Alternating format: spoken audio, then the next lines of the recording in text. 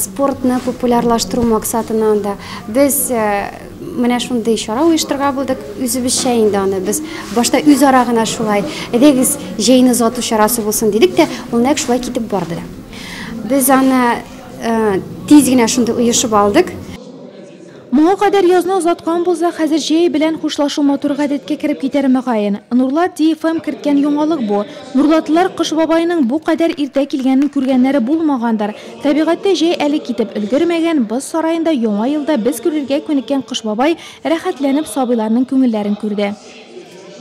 От имени главы Нурлатского муниципального района Равиля Афраимовича Кузюрова всех поздравить с праздником, с 25-летием новой государственности Республики Татарстан.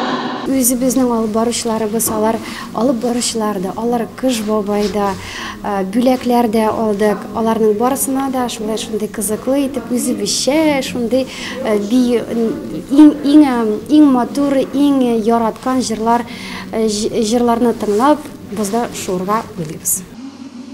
Балалар өчен төрле конкурслар оештырылган иде. Шулай ук биредә фигуралы шоу белән шөгыльләнүче балалар үз осталыкларын күрсәтте.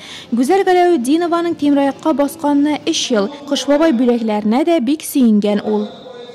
5 яшьтән шуларга тотындым да, авыр булды да, инде хәзер авыр түгел. Бүгенге менә Кыш бабай ничек сиңа? Яхшы инде. Кыш бабай иртә килгән түгелме? Иртә килгән. Алай да күңелле инде бит. Әйе.